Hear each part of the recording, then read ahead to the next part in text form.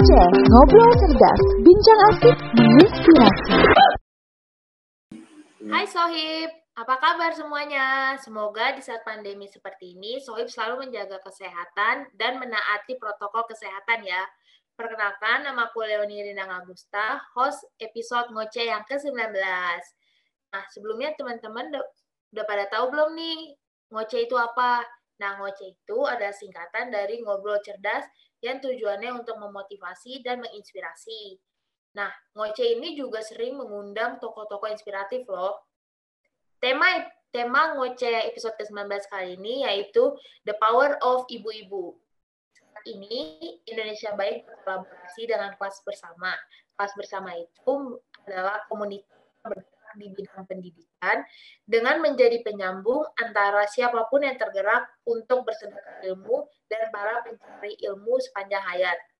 Nah, episode ini bisa kamu tonton di IGTV indonesiabaik.id, YouTube Indonesia Baik ID, Facebook Indonesia Baik.id, YouTube Kelas Bersama, dan Facebook Kelas Bersama pada hari Rabu pukul 19.00. Nah, seperti yang kita ketahui, tanggal 20 Desember itu kan diperingati sebagai Hari Ibu Nasional. Tahu nggak sih sebenarnya tujuan Hari Ibu itu diperingatkan untuk apa? Jadi tujuannya itu ya sebagai bentuk apresiasi terhadap peran ibu di dalam keluarga. Dan peran ibu sekarang itu juga bukan cuma ngurus rumah doang, tapi juga membantu untuk bekerja untuk negara. Nah, apalagi pandemi 2020 ini membuat semuanya jadi online. Kerja online, sekolah online, maka peran ibu tuh malah bertambah. Jadi mengajarkan anak-anaknya online, membantu anaknya belajar. Nah, oleh sebab itu, episode Ngoceh kali ini kembali hadir untuk membahas lebih dalam peran dan sosok ibu dalam rumah maupun di luar rumah. Kali ini, Ngoceh akan mengundang salah satu ibu yang juga pegiat literasi digital dan founder dari komunitas Mama Blogger, yaitu Mbak Mira Sahid. Sebelum kita masuk sesi berbincang-bincang, kita sambut dulu nih performance dari Olivia Rengganis. Hai Kak. Olivia. Iya, hai semuanya. Olivia hari ini mau nyanyi apa nih? Ya, buat hari ini spesial karena Hari Ibu Nasional, aku mau bawain lagu Cinta untuk Mama. Wah. Pasti semuanya pada tahu deh. Tahu. Olivia, langsung sambut aja penampilan dari Olivia Rengganis. Oke.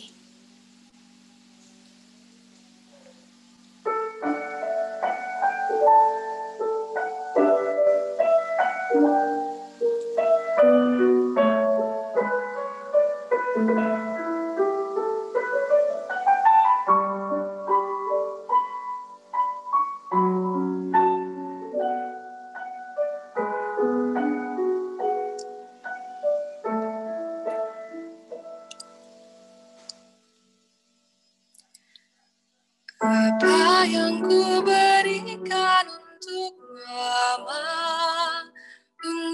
mama tersayang.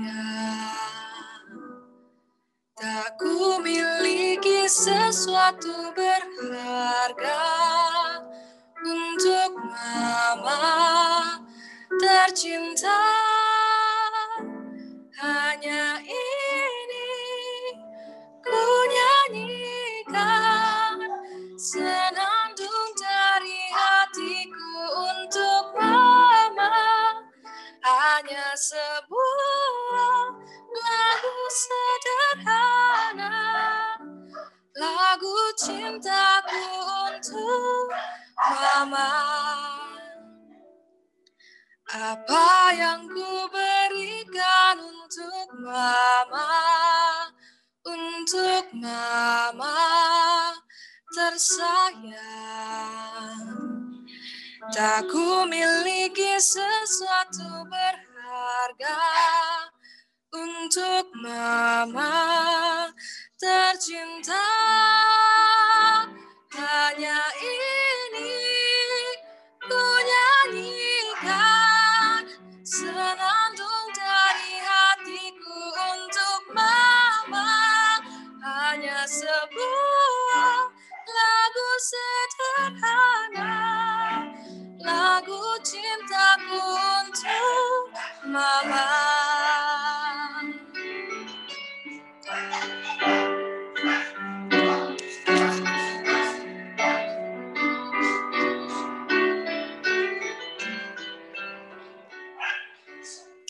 Nah, gitu Kak. Udah. Makasih. Bagus banget Olivia. Oh my God. Makasih Kak. Wow.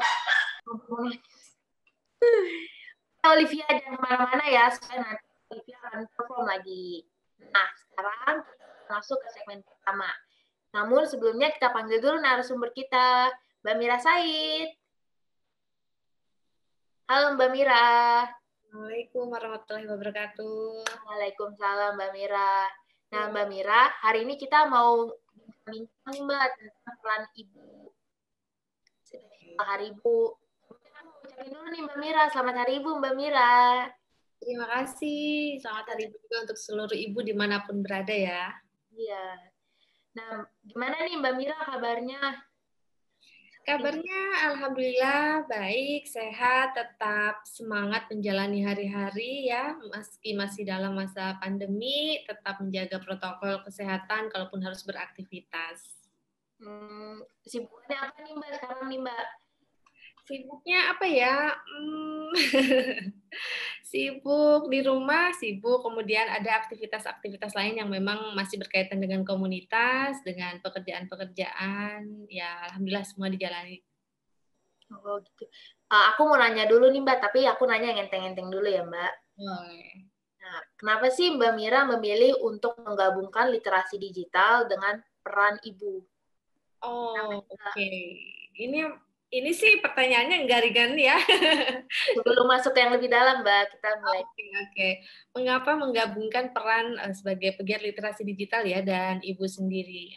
Karena memang sejak 2008 saya mengenal blog ya khususnya gitu kan. Saya menemukan keasikan sendiri di dunia daring ini, di media sosial ini, kemudian berkembang terus mengikuti perkembangan zaman dan sampai akhirnya terbukti bahwa teknologi itu kan lekat sekali ya dengan kehidupan kita, kehidupan saya, kehidupan keluarga dan anak-anak. Jadi saya punya keinginan untuk lebih dalam mempelajari bagaimana sih dunia digital ini dan seluk-beluk di dalamnya dan ya alhamdulillah sampai sekarang masih dalam koridor passion yang dijalani gitu kan, literasi digital sambil mendampingi anak-anak tentunya sebagai ibu di rumah. Nah, itu dia Sohib, alasan kenapa Mbak Mira memilih untuk menggabungkan literasi digital dengan peran ibu. Nah, kita masuk ke segmen 2 ya, Mbak. Kita masuk ke yang lebih dalam mengenai peran ibu. Oke.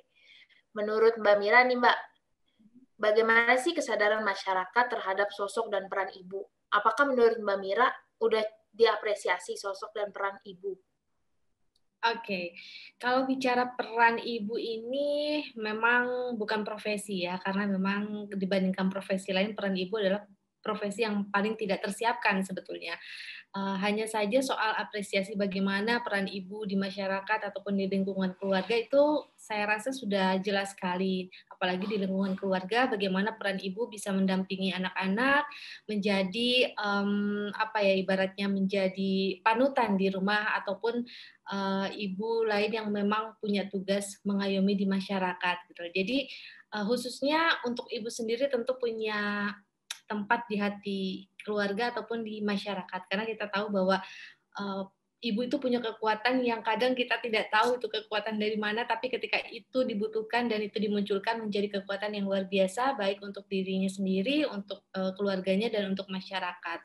Dan terbukti dengan adanya peringatan Hari Ibu sendiri itu adalah bentuk apresiasi yang baik ya bagi para ibu dan tentunya apresiasi paling tertinggi adalah ketika cinta kasihnya itu dapat diterima oleh keluarganya dan juga dapat dikasihi kembali oleh keluarga atau orang-orang yang di sekitarnya.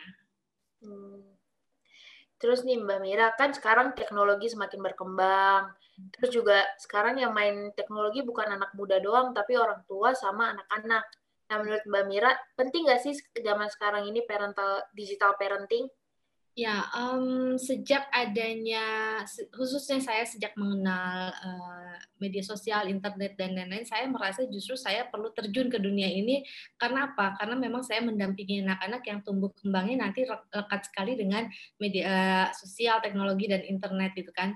Dan untuk digital parenting ini saya rasa penting ya, dan kalau melihat webinar-webinar atau komunitas yang bergerak dalam literasi digital, sudah mulai menggaungkan tentang literasi digital, concern terhadap digital parenting. Karena memang kita tahu semua berawal dari rumah, kalau memang ibunya tidak dibekali, orang tuanya tidak dibekali dengan perkembangan digital yang saat ini, tentu itu akan menjadi kesulitan gitu kan. Dan salah satunya menjadi kesulitan adalah komunikasi. Bagaimana nanti ketika berbicara dengan anak tentang perkembangan teknologi dan lain-lain, kalau tidak up to date dan tidak digaungkan terus literasi digital parenting ini, akan sulit bagi orang tua untuk bisa memahami atau masuk ke dunia anak-anak yang sekarang justru digempur dengan tsunami informasi ya melalui digital ya.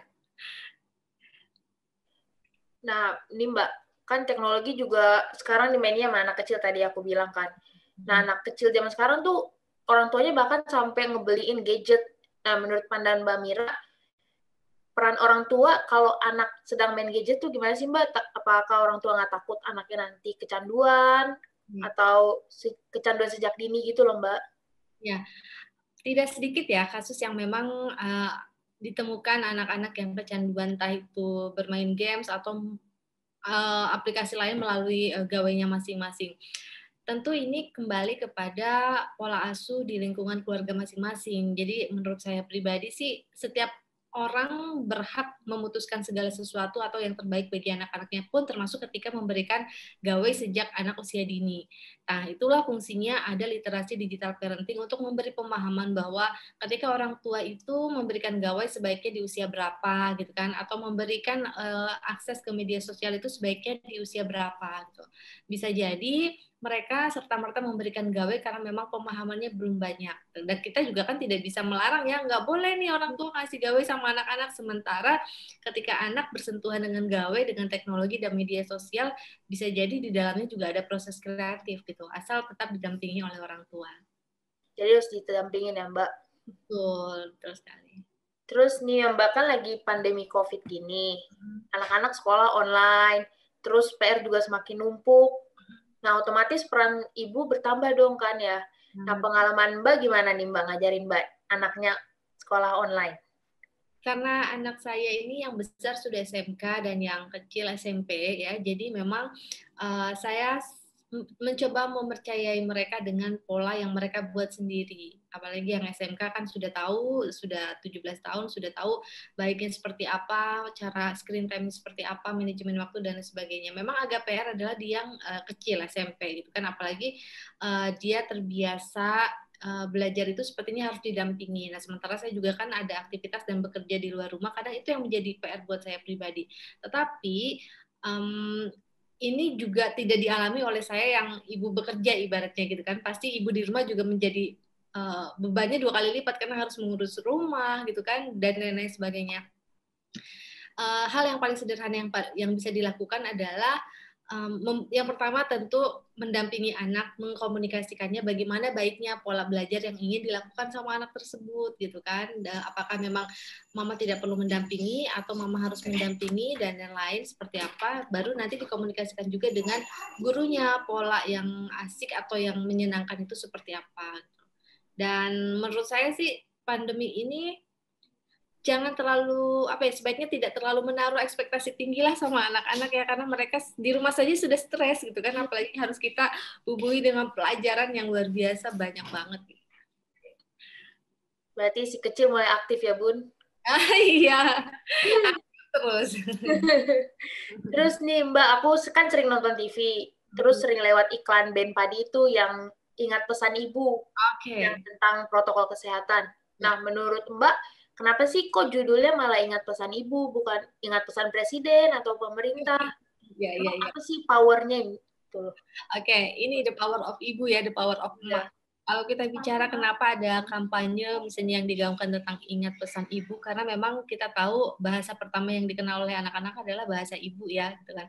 Jadi ketika mereka harus ingat pesan presiden, siapa presiden gitu kan, atau ingat pesan ayah pun kadang kan, ya ayah kan jarang di rumah, atau misalnya ayah ya ayah. Tapi kan kalau ibu kita tahu punya porsi tersendiri yang memang kadang anak-anak itu bisa manut, anak-anak bisa sungkan, anak-anak bisa nurut gitu kan ya, dan teringat selalu karena dengan stigma surga berada di telapak kaki ibu, atau misalnya dengan pemahaman bahwa ibulah yang melahirkan saya, mereka akan jauh lebih mudah untuk diberikan informasi dengan yang berkaitan dengan ibu.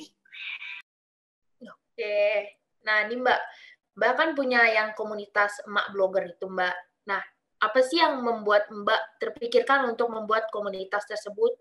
Apakah ada pesan yang ingin Mbak sampaikan ibu lewat blog tersebut? Ya, komunitas kumpulan emak blogger ini saya dirikan tahun 2012 ya. Awalnya sih sebetulnya tidak ada ekspektasi tinggi terhadap komunitas ini, murni hanya karena saat itu saya mulai ngeblog lagi dan saya rindu dengan teman-teman blog yang sudah lama juga sudah tidak aktif. Akhirnya terkumpullah mulai dari 100 dalam sehari sampai sekarang ribuan tersebar di seluruh Indonesia. Visi misinya tentu ingin memotivasi para perempuan, khususnya kaum ibu, untuk bisa menuliskan apa yang dirasa dan dipikirkannya. Karena kita tahu bahwa kalau ibu kan banyak sekali ya kerjaannya dan cenderung rentan dengan emosi, dengan stres, dan lain-lain. Nah, jadi kami ingin membawa perempuan kaum ibu untuk melakukan healing dengan cara menulis. Dan insya Allah atau mudah-mudahan itu bisa jadi salah satu cara stress healingnya juga. Oke, nah ini Mbak Mira, kan lagi edisi Hari Ibu. Mbak Mira ada nggak harapan buat ibu-ibu di luar sana? Harapan buat ibu-ibu di luar sana, sebetulnya itu tadi yang saya sampaikan bahwa menjadi ibu adalah profesi mungkin ya, atau peran yang memang paling tidak tersiapkan di antara peran-peran yang lain gitu ketika kita melamar ke sebuah perusahaan. Tapi saya percaya bahwa semua ibu itu hebat, semua ibu itu ingin memberikan yang terbaik bagi anak-anaknya. Jadi apapun kondisinya, apapun keadaannya, saya percaya bahwa ibu-ibu tetaplah ibu yang terus memberikan cinta kasihnya terhadap anak dan keluarga, terus bisa memberdayakan dirinya dengan positif, dengan potensinya, dan sangat bisa terus menebarkan cinta kasih terhadap anak, keluarga, dan juga sesamanya. Semoga ibu-ibu di luar sana tetap bisa berdaya, berkarya sesuai dengan potensi tanpa melupakan peran sebagai seorang ibu. Amin. Nah itu dia Soib, harapan dan pesan dari Mbak Mira. Semoga harapan Mbak Mira bisa terrealisasikan ya. Nah, masuk ke segmen Mbak. Jadi kita ada games. Gamesnya nanti aku tanya ke Mbak, Mbak jawab yes or no dengan alasan yang singkat Mbak. Gampang, pertanyaannya gampang-gampang. Yang pertama, Mbak Mira merasa lelah saat bekerja? Ini harus cepat ya dijawabnya. Enggak. Karena tergantung konteks dan situasi ya. Jawabannya cuma 2 ya berarti ya? Iya, yes or no. Yes. Ada alasannya mungkin Mbak? Nggak apa-apa Mbak. Kenapa? Ada alasannya Mbak? Oh, alasannya ketika ya sudah terlalu banyak pekerjaan atau misalnya sedang ada beban-beban pikiran di kepala, dan itu biasanya membuat lebih cepat lelah ya.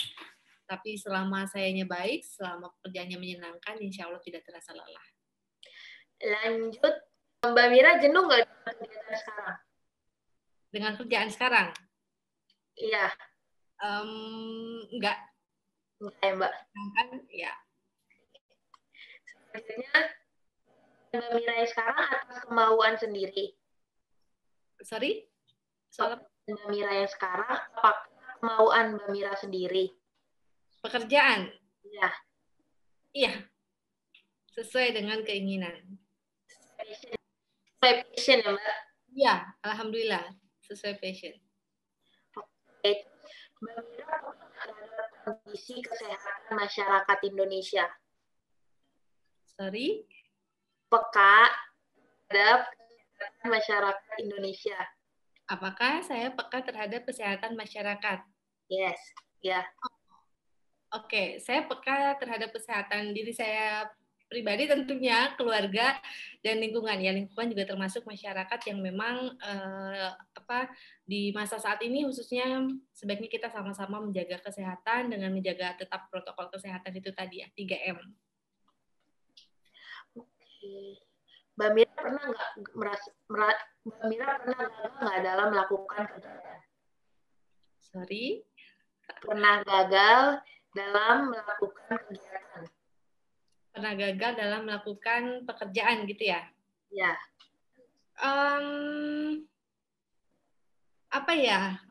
Gagalnya ini versinya seperti apa? Sejauh atau sepengalaman yang memang yang saya kerjakan sih, alhamdulillah tidak gagal yang membuat saya akhirnya terpuruk gitu. Tertunda mungkin iya, tapi kemudian saya coba kembali tuntaskan itu semua dan alhamdulillah sejauh ini pengalaman saya rasakan sih semua baik-baik aja. Mbak Mira lebih suka dalam ruangan daripada luar ruangan? Luar ruangan. Luar ruangan. Mbak Mira rajin nggak nih berolahraga? Alhamdulillah. Ya, bagus. Terus Mbak. Yang terakhir nih Mbak. Ya. Mbak Mira rajin nggak mengkonsumsi buah dan sayur?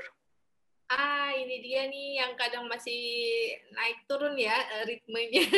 Kalau lagi ingat makan buah dan sayur, kalau lagi terlupakan kadang makan apa aja jadinya. Mbak makan buah dan sayur. Kenapa?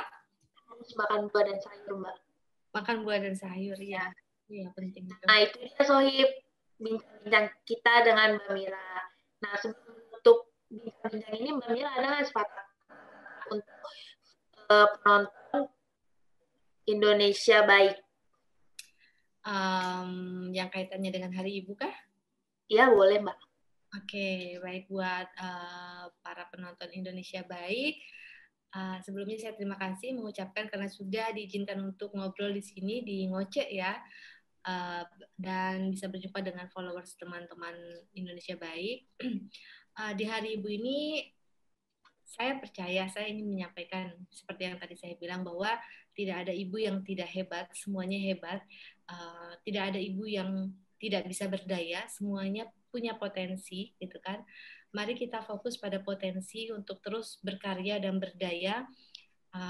Pun kita adalah makhluk dengan segala kelemahan, jadi tidak apa-apa saat kita lelah, saat kita sedang tidak baik, saat kita sedang butuh motivasi, maka ambillah jeda sejenak supaya kita bisa kembali recharge, supaya kita bisa kembali lagi menemukan inspirasi atau motivasi agar kita kembali bisa melakukan hari-harinya dengan sangat senang dan menyenangkan. Karena konon katanya kalau ibu bahagia, semua seisi keluarga akan bahagia. Tapi sebaliknya kalau ibunya bersedih, melemah, maka fondasi keluarga pun akan melemah. Jadi tetap semangat untuk ibu-ibu dimanapun berada. Selamat Hari Ibu. Jadilah kuat untuk diri sendiri dan keluarga. Ya, makasih sudah menjadi narasumber di Ngoceh kali ini. Semoga Mbak Mira dan keluarga sehat-sehat terus. Terus juga lancar usahanya Mbak, blognya, pekerjaannya. Terima kasih ya Mbak. Amin. Terima kasih Leoni. Terima kasih. Sama-sama Mbak. Nah, itu dia guys, bincang-bincang kita dengan Mbak Mira. Nah, sekarang kita menyaksikan perform dari Olivia Rengganis lagi nih. Panggil dulu Olivianya ya. Olivia, kembali lagi. Hai Kak, balik lagi nih sama aku. Mau nyanyi apa lagi nih Olivia? Buat closingnya, aku pengen bawain Come True by Jeremy Zucker. Wow. Buat Olivia yang kesepian. Oke, langsung aja. Olivia.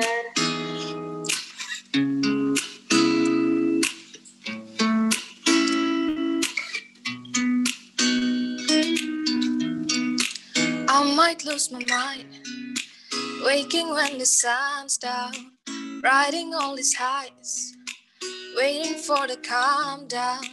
Walk the streets with me, I'm doing decently, just glad that I can breathe. Yeah, I'm trying to realize it's alright to not be fine. on your own. Now I'm shaking, drinking all this coffee. This last few weeks have been exhausting. I'm lost in my imagination, and there's one thing that I need from you. Can you come true, true, true, true,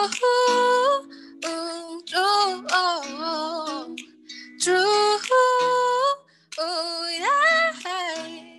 And there's one thing that I need from you. Can you come true? Ain't got much to do. Too old for my hometown. Went to bed at noon. Couldn't put my phone down. Scrolling patiently. It's all the same to me. Just faces on a screen.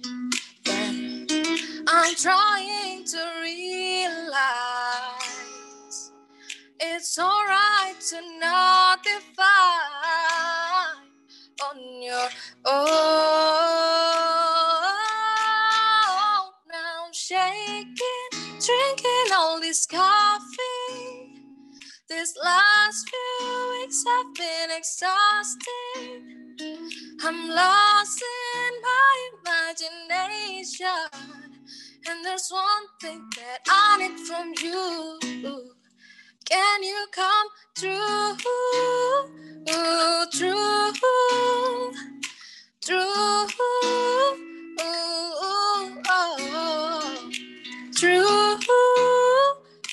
yeah. And there's one thing that I need from you. Can you come true, true, true,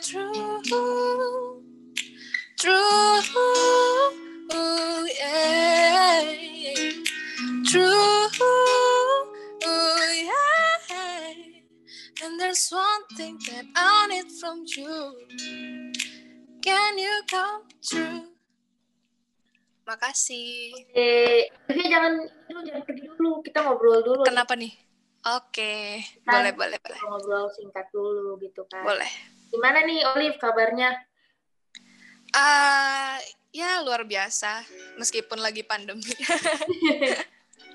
Ini Olive sibuknya lagi apa nih? Masih kuliah atau? Iya, aku baru kuliah, baru masuk, masih freshman. Oh. Lagi sementara ngerjain final project. Wah, ujian ya. akhir. Iya, Dede, semangat. Makasih Kak. Aku kuliah di Presiden University Wow. di Cikarang. Semester awal ya, semangat ya Olivia. Makasih, semangat juga Kak Leoni. Ya. Oke, makasih Olivia. Thank you semuanya. Terus ya Olivia. Amin, Kakak juga. Amin. Terima kasih. Dah. Nah, itu dia guys, episode Ngoceh yang ke-19.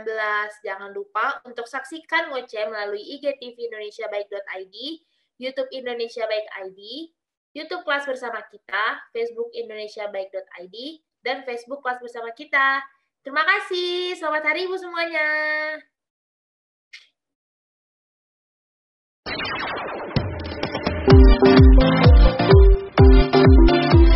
Ngoceh, ngobrol cerdas, bincang asik, menginspirasi.